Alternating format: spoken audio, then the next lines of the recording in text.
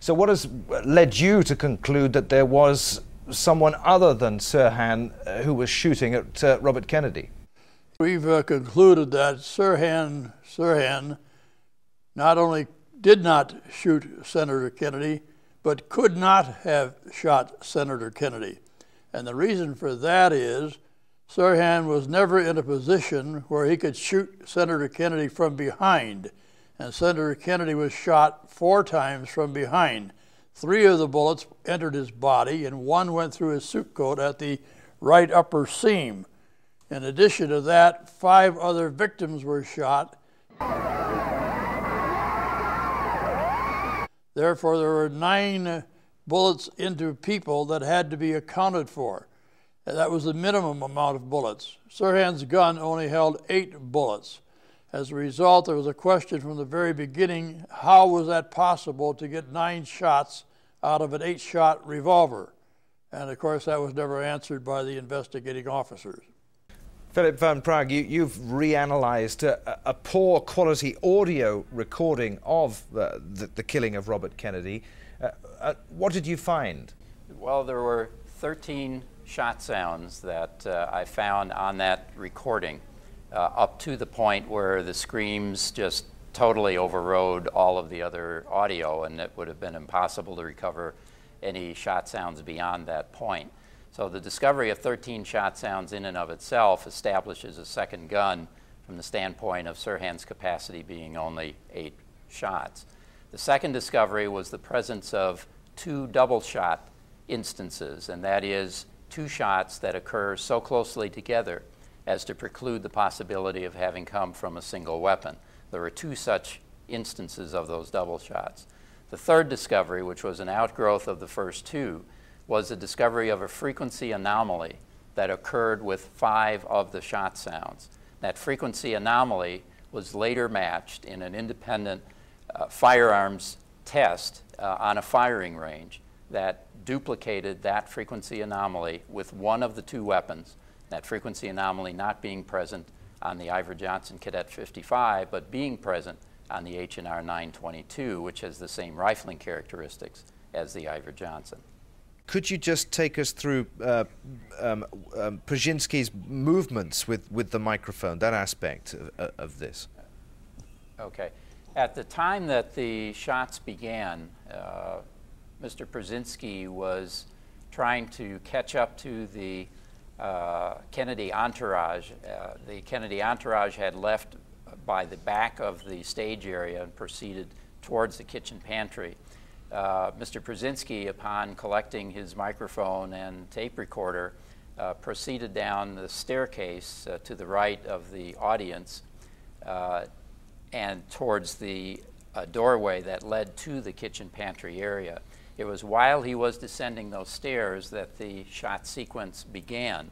He was unaware of the fact that shots were being fired at the time and continued to walk towards the kitchen pantry area.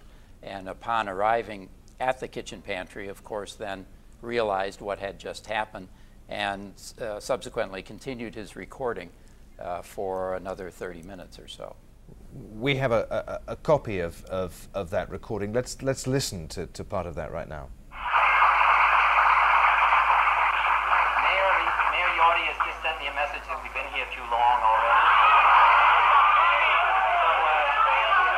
My thanks to all of you, and to Ozzy Chicago and listeners.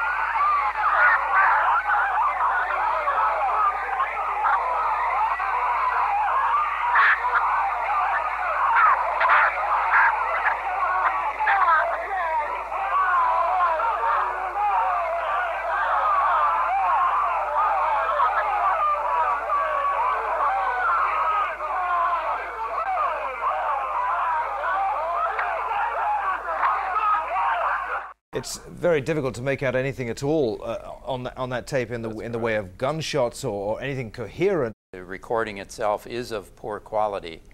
However, analyzing it with techniques that are available today, as opposed to 40 years ago, or almost 40 years ago, when the FBI laboratory in Washington, D.C. analyzed the recording. Today, we have much more modern techniques, and we're able to discern things from that recording that we're unable to, or the folks were unable to come up with that long ago. Robert Joling, given all of that, do you know who killed Robert Kennedy and why? I don't know who did. I know who was in a position to have done it, and there's a difference between those two positions, as you well know. As to why he did it, whomever it was that did it, that's looking into a mind of a person who is not here and whom we've never examined, and therefore it's impossible really to answer that question truthfully. Robert Joling and Philip Van Praag in Tucson, Arizona, and this is their book, in which their RFK assassination findings appear. It's called An Open and Shut Case, and you can get all the details about it at their website, anopenandshutcase.com.